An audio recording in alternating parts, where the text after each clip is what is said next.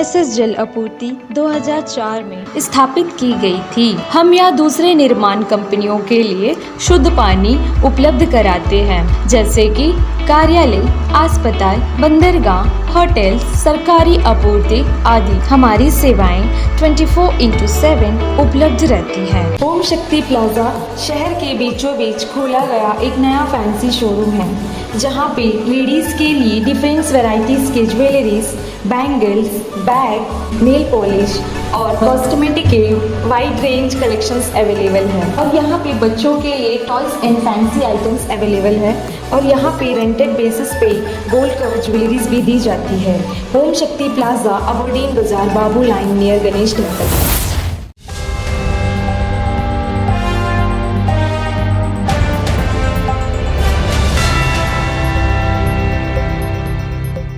नमस्कार, नुसाब तक में आप सभी का स्वागत है। इस वक्त हमारे स्टूडियो पर एक शख्स बैठे हैं। इन्होंने हमें कॉल किया था और अपना जो है प्रॉब्लम्स हमारे साथ शेयर किया, और ये प्रॉब्लम है जीपन अस्पताल को लेकर। और जो शख्स हमारे साथ बैठे, हम आपको पहले ये बता दें कि ये एक सीनियर सिटीजन है। सीनियर सिटीजन होने के बावजूद कोई भी डिपार्टमेंट या कोई भी व्यक्ति किसी सीनियर सिटीजन के साथ बदतमीजी करे, ये तो बहुत ही गलत है। और ऐसा अगर होता है और ये चीज़ हम देखते हैं तो हम कतई बर्दाश्त नहीं करेंगे। और ऐसा कोई कंप्लेंट लेके हमारे पास आता है तब भी हम कतई बर्दाश्त नहीं करेंगे। लेकिन जो व्यक्ति हमारे साथ बैठा है वो कल जो है जीपन अस्पताल गया था। जीपन अस्पताल में उनके साथ जो है मिसबिहेव हुआ।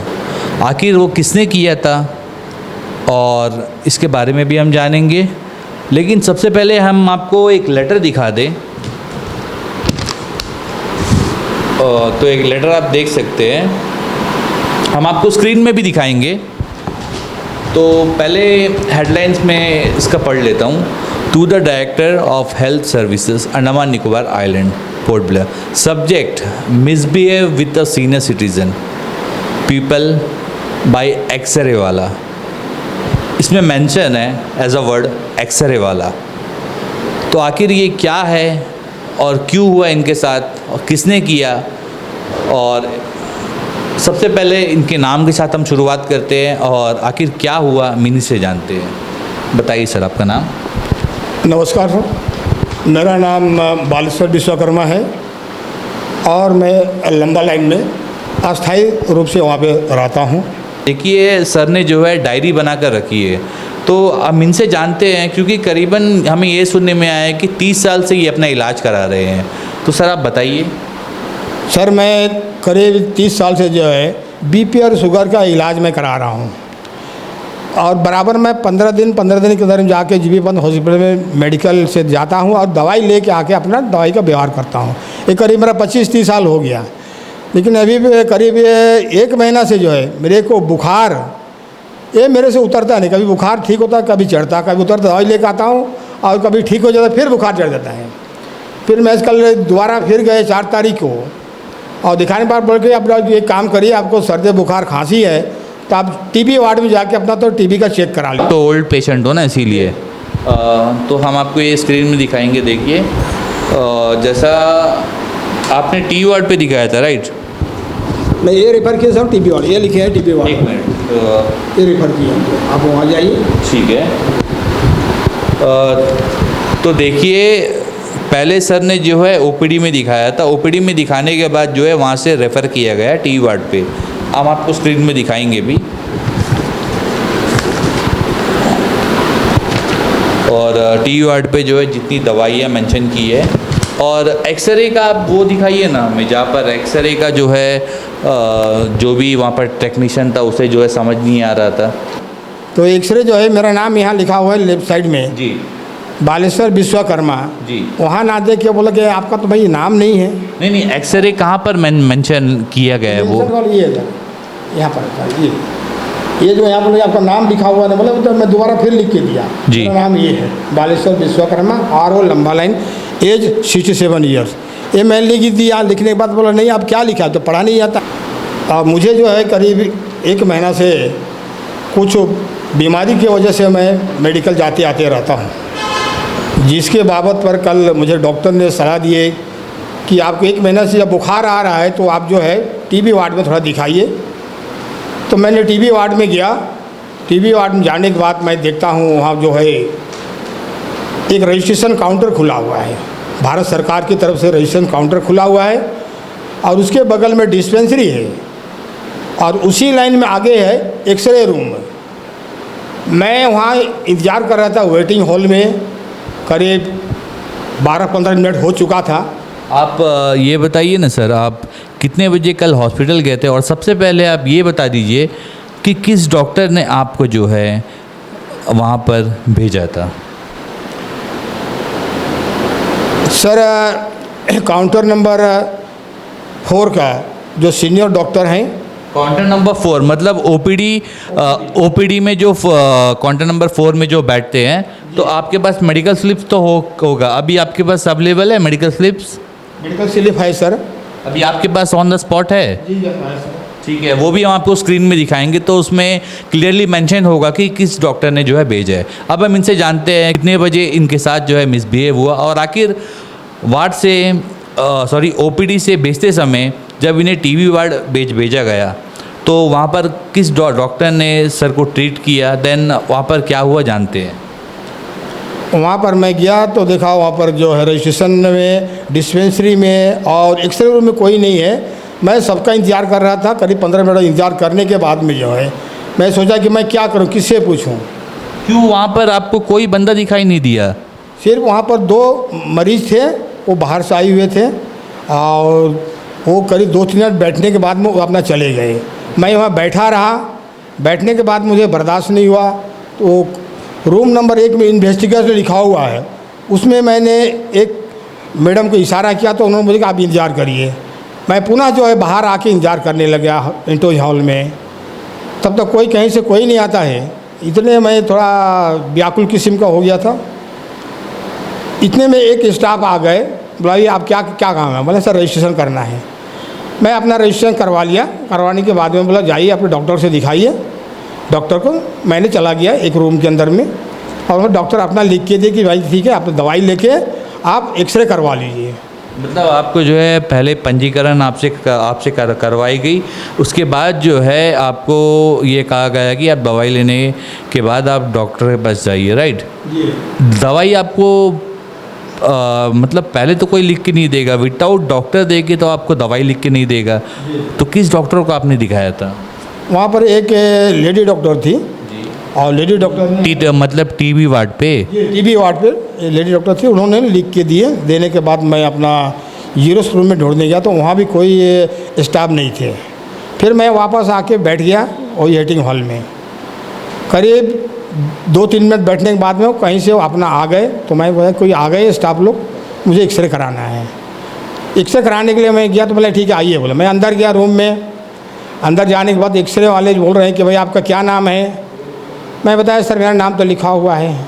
बोले नहीं लिखा हुआ है। तो मैं बोला ठीक है मैं लिख देता हूँ। मैं लिख ही दिया।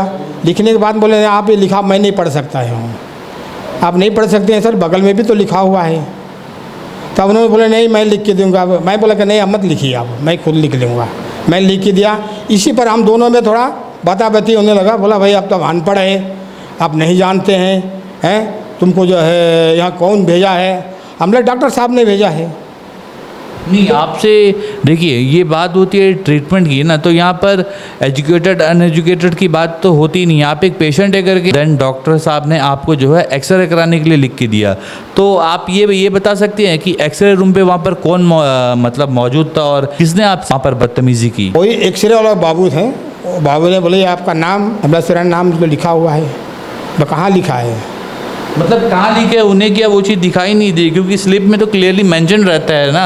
अगर कोई भी डॉक्टर अगर सीटी स्कैन, एक्सरे, जो भी जितना भी चीज़ होता है, अल्ट्रासाउंड वगैरह जो भी रहता है, तो डॉक्टर जो है क्लियरली मेंशन करके देता है। और ये चीज़ जो है उनमें जितने भी उनके नीचे जो लोअर जो भी स्टाफ है, और ये एक्सरे में जो बैठते हैं ना सर, मैं आपको बता दूं ये लोग टेक्नीशियन है, तो इनको जो है डॉक्टर की जो लैंग्वेज होती है ना, जो रिटन में लिख के देते हैं, ये लोग जो है अच्छे से मतलब पहचानते हैं। पहचानने के बावजूद भी ऐसा क्यों कहते हैं? नहीं मेरे नाम को लेके हुआ और लिखा हुआ कि नहीं मेरा नाम। बोले आपका क्या नाम है? बोला सर मेरा नाम लिखा हुआ है। तो लगा नहीं आप। मैं बोला कि मैं ठीक है मैं लिख देता हूँ। तो मैंने लिख के दिया। बोला आप तो क्या लिखते हैं, ये समझ में नहीं आता है। तो मैं बोला सर अब क्या बताऊं, फिर आपको समझ में नहीं आता है। बगल में लिखाऊ भी हुआ है, मैं दोबारा फिर भी लिख के दिया। और अभी मैं ऑन द स्पॉट मैं अभी दिखा सकता हूँ मीडिया साहब लोग को, मेरे पास में अभी भी मौजूद है कि वहाँ पर मेरे साथ में बाद में जो है तो तुम कम पढ़ा है, तुम क्यों है, ये जो है कौन आया है तो तुम यहाँ से जाओ। तो इस तरह मुझे बोला ठीक है सर मैं चला जाऊँगा। नहीं नहीं आप नहीं जाइएगा, आपका मैं एक्सरे लेऊँगा। मैं थोड़ा गुस्सा हुआ था, मैं बोला कि मैं चला जाऊँगा, आपको ज़रूरत नहीं है एक्सरे कराने का। मैं बिना एक्सरे करा के अपना सामान वामान लेके मैं आ गया। दवाई ये वहाँ काउंटर में लिया, दवाई लेके गया खाने कि मैं सोचा भाई इन पर तो कुछ कार्रवाई करना है। तो अभी मेरे साथ इस तरह दुर्व्यवहार हुआ, हमसे और भी कोई जो बिल्कुल पढ़ा लिखा नहीं है, जो बुज़ुर्ग लोग हैं वो लोग आएंगे, उनके साथ में इसी तरह व्यवहार होगा। तो इनको भारत सरकार वहाँ पे जो है इनको इतने वेतन दे कर रखा है, करीब 70,000 1 लाख रुपए वेतन दे कर रखा है मासिक में। और इस तरह जनता के साथ में जो दुर्व्यवहार होता है इसका जो है कौन निवारण करेगा। सरकार हर तरह का सुविधा दिए हैं, सरकार हर तरह का खोल के रखे जनता के लिए, वहाँ पर जनता की सुविधा के लिए सरकारी कर्मचारी नियुक्त करके रखे हैं। तो हमें अपना मेरा मौलिक अधिकार है, मेरा संवैधानिक अधिकार है, हमें भी कुछ सरकार से अपना लाभ लेना है, लाभकारी लेना है। यही मेरी मांग है। मेरे साथ हुआ कल दूसरे के साथ भी इस तरह नहीं होना चाहिए, मैं यही बोलना चाहता हूँ। सर जैसा आपने कहा ना दूसरे के साथ नहीं होना चाहिए, मैं आपको एक बात बता दूं सर, आए दिन जो है ना ऐसा हम जाकर खुद न्यूज़ कवर करते हैं। और ऐसा सर ये आज पहली बार नहीं हुआ है, ये हमेशा हर बार होता है। बट इस तरह मतलब हर किसी के पास उतनी ताकत नहीं होती है कि वो आए और हमारे सामने या किसी भी मीडिया के सामने आकर खुलकर बात करें। क्योंकि लोग जो है ना डरते हैं कि कहीं इनका जो है, क्योंकि ये लोग जो है बहुत बहुत पावरफुल लोग हैं और उच्च पद पर बैठते हैं, तो दोबारा लोगों को क्या है, जितने भी गरीब लोग हैं सर देखिए वो लोग प्राइवेट हॉस्पिटल नहीं जा सकते, तो दोबारा उन्हें जीवन अस्पताल जाना पड़ता है। तो किसी बात का डर को लेकर जो है काफ़ी लोग जो है मुंह नहीं खोलते हैं। जी। तो मैं ही सजेशन देता हूँ हमारा मीडिया के जो भी अधिकारीगण हैं, और इसको मैं हर एक गरीब से गरीब लोगों को जागरूक करना चाहता हूँ कि इस तरह जो मेरे साथ कल दुर्व्यवहार हुआ इस तरह भविष्य में और कभी किसी के साथ ऐसा ना हो। यही मैं जागरूक, मैं कभी मुझे पता नहीं था कि यहाँ पर जो है आपका न्यूज़ आपका है, मुझे पता नहीं था। मैं पोर्ट ब्लेयर में रह के 50 साल हो गया, लेकिन मुझे पता नहीं था कि यहाँ पर मीडिया है मीडिया है और इसका दफ्तर यहाँ पे है, मुझे पता नहीं था। आज मुझे कहीं से पता करके मैं यहाँ पे बहुत मुश्किल से पहुँचा हूँ और मैं इनको मेरा अपना दुख दर्द मैं इनको सुना रहा हूँ, ताकि मेरा आने वाले जो भी गरीब आदमी है वो अपना मीडिया तक पहुँचे, अपनी दुख तकलीफ, अपने जो सामाजिक या मौलिक अधिकार है वो अपना उनको प्रदर्शित कर दे, बता सके। यही मैं कहना चाहता हूँ। और आपने सर जो DHS साहिबा को जो लेटर दिए, तो आप खुद मिले थे DHS साहिबा से और ये लेटर में जो है उनका सील भी है, तो DHS साहिबा ने क्या कहा आपसे कि इसके ऊपर कुछ कार्रवाई होगी कि नहीं होगी? सर मैं वहाँ दफ्तर में गया तो बोला हाँ भीड़ था, तो ठीक है आप लेटर जो है वो अपना डिस्पैच में दे दीजिए, उसके बाद में आपको कार्रवाई होगा, कॉल किया जाएगा। मतलब आपका ये कहना है कि DHS साहिबा से आपकी मुलाकात नहीं हुई? जी, तो उनसे मुलाकात नहीं हुआ सर।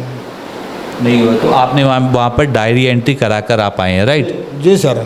तो अब जो है आपको DHS साहिबा, अंडमान निकोबार एडमिनिस्ट्रेशन और जितने भी ऊंचे पद के अधिकारी है, इवन एडमिनिस्ट्रेटर अंडमान निकोबार के LG साहब, वो सब भी आपको देख रहे हैं, तो उन सब के लिए आप 2 शब्द आप ये कहिए, क्योंकि आपके साथ जो भी हुआ है ये बहुत गलत हुआ है, तो एक 2 शब्द आप, क्योंकि अगर मुन्नी सिंघानिया मैम इसे देख रही हो तो आपका ये जो लेटर आपने जो दिया है ना, इसके ऊपर सख्त से सख्त जो है कार्रवाई होगी।